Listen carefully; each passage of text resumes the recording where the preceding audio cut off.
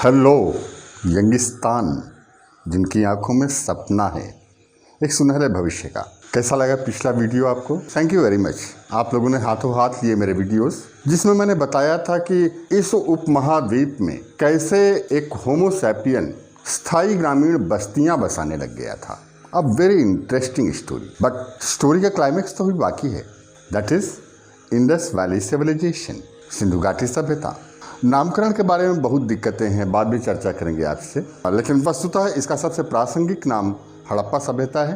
अगर हड़प्पा सभ्यता का विस्तार हम आपसे बताना चाहें तो उत्तर में कश्मीर में एक जगह है मांडा में हमें इंडस वैली सिविलाइजेशन के रिफ्लेक्शंस मिलते हैं। पश्चिम में बलूचिस्तान के ऊपर, एकदम ऊपर पाकिस्तान की तरफ एक सुक्का गंडोर है, तटीय बस्ती है, पश्चिमी सीमा है इंडस वैली सिविलाइजेशन की।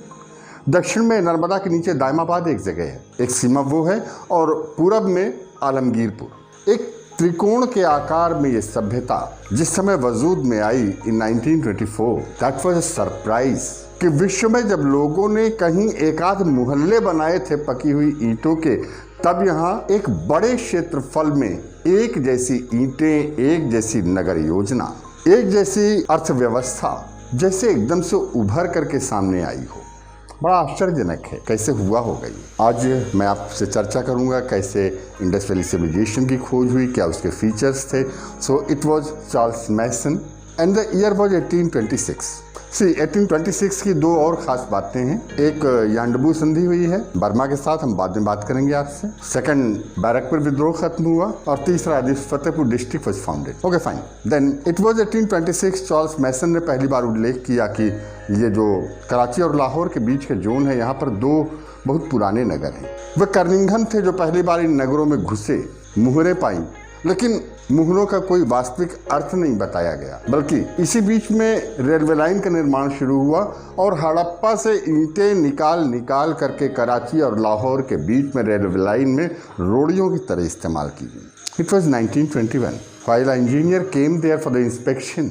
और जब उसने बताया कि ईंटें असामान्य हैं, जब उसने देखी, जब उसने पुरातत्व विभाग को सूचना दी, एंड देन दयाराम साहनी जी ने इस जगह की खोज की। हड़प्पा एक चमत्कार था। ये समूचे ऐतिहासिक जगत में एक सनसनी सी थी इस अद्भुत संस्कृति को जानने के लिए। बड़ा आश्चर्य होता है देख करके। ये बात आज के करीब 7,500 साल पहले की है। मैं भारत सरकार का वर्जन बता रहा हूँ। भिरडांगा एक जगह है, हरियाणा में है, ये फतेहाबाद जिले में है, और भिरडांगा को सैंधो संस्कृति का प्राचीनतम स्थल माना जाता है, करीब 7,500 ईसा पूर्व। वी शुड अगेन रिमेम्बर मैहरगढ़ 5,000 ईसा पूर्व के आसपास अपने दूसरे नगरीकरण के दौर से चल रही थी, और लगातार इसके लक्षण पूरब की तरफ बढ़ते जा रहे थे। दम्ब सादात, किलीगुल मोहम्मद जैसे मध्यकालीन बस्तियां लग रही। लगता है जैसे नगरीकरण का ये दौर कई तरफ से आया था। इस समूचे क्षेत्रफल में एक अद्भुत क्षमता विकसित हो रही थी बड़े बड़े नगरों को विकसित करने की। मैं बताऊं, समूची इंडस साइट में करीब 2800 स्थल खोजे गए हैं। इनमें से अब तक कुल 3% स्थलों पर उत्खनन हुआ है, टोटल 3%। और अभी हम उनकी लिपि नहीं पढ़ पाए हैं। उनकी लिपि क्या थी? तो जो कुछ हम जान सकते हैं वो अपनी अंतर्दृष्टि के द्वारा। फिर मैं आप सबसे कहूँगा, students please between the lines सोचने की कोशिश करिए। ये जो भिरडांगा है इम्पोर्टेंट इसलिए है कि यहाँ पर एक नर्तकी की मूर्ति, जो मोहनजोदड़ो की खासियत है, वो एक मिट्टी के बर्तन पर मिलती है। दैट शोज कि भिरडांगा और मोहनजोदड़ो के बीच में एक रिलेशन रहा होगा एकदम से 7,000 ईसा पूर्व से लेकर के और 3,000 ईसा पूर्व तक। हमें बड़े पैमाने पर नगरों का उदय दिख पड़ता है। खास बात जानते हैं, बड़े पैमाने पर पके हुई ईंटों का प्रयोग, एक जैसी नाप वाली ईंटें का प्रयोग, एक जैसे नाप और तौल के मल्टीपल्स डेवलप हो रहे थे। यकीनन वो संस्कृति जिसके नगरों में 50,000 लोगों के रहने की व्यवस्था थी, एक ज़बरदस्त ग्रामीण आर्थिक आधार लेकर के डेवलप हुई होगी।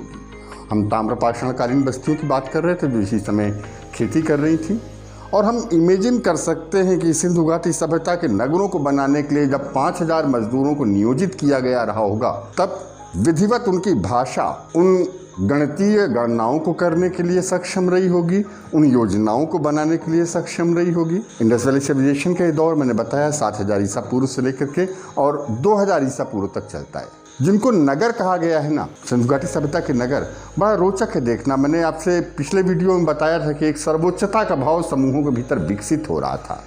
लेकिन ये समूह 40-50 लोगों के थे। अब इंडस वैली सिविलाइजेशन के समूह जो थे ना, वो 50,000 लोगों को थे और 50,000 लोगों को एक सूत्रता में बांधने के लिए लैंग्वेज अपना रोल बखूबी कर रही होगी। वी कैन इमेजिन जितने बड़े पैमाने पर मजदूरों का हिसाब रखा जाना था, कराधान किया जाना था, व्यापार के हिसाब किताब होने थे, ऑफ कोर्स वे लंबी गणितीय गणनाओं को करने के लिए सक्षम रहे होंगे। प्रत्येक नगर 2 भागों में बटा दिख पड़ता है हमें।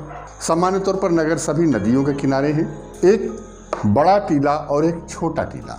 आप पाएंगे जो छोटा टीला है वो ज़्यादा ऊंचा है, जो बड़ा टीला है वो कम ऊंचा है। यह उस सर्वोच्च शक्ति के रहने की जगह थी जो इस समूचे क्षेत्र को नियंत्रित करता था और यहाँ पर संभवतः उसके कर्मचारी गण रहते थे। इस नगर योजना में इस भूखंड को उत्तर से दक्षिण और पूरब से पश्चिम 2 सड़कों के द्वारा इस तरीके से बांटा जाता था कि सड़कें एक दूसरे को 90 डिग्री पर काटती थी। देन ये जो ब्लॉक्स बने, इनमें फिर से सड़कें बनाकर के इन्हें कई आयताकार ब्लॉक्स में बांट दिया जाता था। और फिर एक बात और कि ये जो मकान बनेंगे ना यहाँ पर, इनमें किसी भी मकान के दरवाजे सड़क की तरफ नहीं खुलते। जबरदस्त नागरिक योजना, 1000 साल तक ये कंटिन्यूटी, एक जैसे मकान बने। पानी अपने आप में एक चुनौती रहा होगा। इंडस वैली सिविलाइजेशन मोहनजोदड़ो ने पहली बार घर के भीतर कुएं बनवा दिए। आप सोच सकते हैं कितनी उन्नत व्यवस्था रही होगी।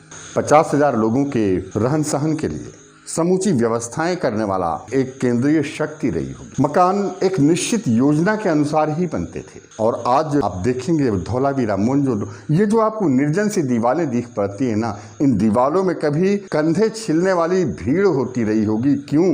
क्योंकि यहाँ पर होता था फूड ग्रेन्स का व्यापार, यहाँ पर होता था पत्थरों से बनी हुई चीज़ों का व्यापार, यहाँ पर होता था धातु से बनी हुई चीज़ों का व्यापार। और बताऊँ इनका सिविक सेंस आपको कि सामान्य तौर पर कब्रिस्तान या तो इस दिशा में था या इस दिशा में था, दैट इज इधर साउथ और पश्चिम, वेस्ट। क्यों? क्योंकि हवा के बहने की दिशा है ये। इन कब्रिस्तानों में हमें बहुत थोड़ी सी सामग्री मिली है, कुल 100 के आसपास शवाधान मिले हैं। लगता है जो हमारे यहाँ शव को जलाने की पद्धति है प्राचीनतम थी, शायद इसीलिए हमें उन 50,000 आबादी के बीच में कुछ चुनिंदा शवाधान ही दिख पड़ते हैं। मोहनजोदड़ो, हड़प्पा, कालीबंगा, धौलावीरा, सबके बीच की एक खास बात है, एक बेहद उन्नत जल निकास प्रणाली।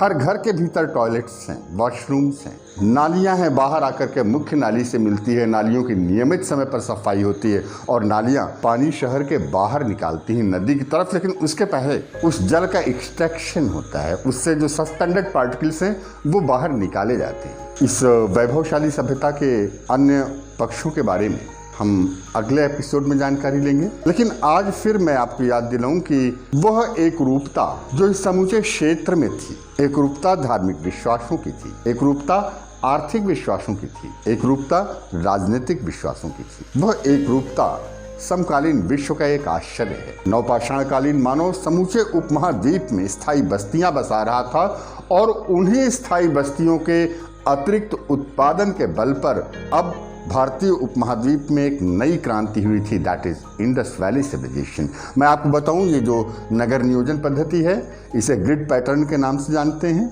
जाल पद्धति भी कहते हैं इसे ऑक्सफोर्ड सर्कस भी कहते हैं। ईंटों को जो उनको जोड़ने की टेक्निक थी उसे बॉन्ड सिस्टम कहते हैं। जो उनकी लिपि थी दैट इज बोस्ट्रोफेदन नाम दिया गया है उसको। एंड प्रकृति के जो पुनरुत्पादक पक्षों की पूजा करते थे ना, उसे अभिजनन पद पद्धति कहा गया है। बेहद विस्मयकारी थी ये सभ्यता, बेहद चमत्कारी थी ये सभ्यता। इन सभी नगरों के एक पर्यवेक्षण के आधार पर अगर कंक्लूजन लें तो सिंधु घाटी सभ्यता के नगरों की खासियत थी, एक थी नगर बनाने की क्षमता, जबरदस्त क्षमता। कोई एक आर्किटेक्ट का ऑफिस था जहां इंजीनियर बैठते थे, बड़े पैमाने पर शारीरिक श्रम नियोजित कर सकते थे वे। उन नक्शों को जो बनाए गए थे उन्हें इम्प्लीमेंट किया जाता था। देन 50,000 के आसपास की आबादी वहां आकर के रहती थी, उसके लिए प्रत्येक आवश्यक सुविधाओं का इंतजाम किया जाना। समकालीन विश्व के महानतम आश्चर्यों में से एक ही सभ्यता 2000 ईसा पूर्व तक आते आते अपना स्वरूप खो बैठी थी। अगले एपिसोड में हम चर्चा करेंगे इंडस वैली सिविलाइजेशन का आर्थिक आधार क्या था, उनकी सांस्कृतिक उपलब्धियां की थी और क्या कारण थे जिससे सभ्यता का पतन हुआ। फिर मिलेंगे अगले एपिसोड में इंडस वैली सिविलाइजेशन के आर्थिक आधार के बारे में जानकारी करने के लिए। लेकिन तब तक के लिए चंद लाइनें कि आस्था न कांपे, आदमी फिर मिट्टी का भी देवता बन जाता है। लीजिए संकल्प, रेजोल्यूशन और गर्व करिए कि आज के दिन आप एक कदम आगे बढ़े हैं। So wait for the next episode, जल्दी मिलेंगे। नमस्कार।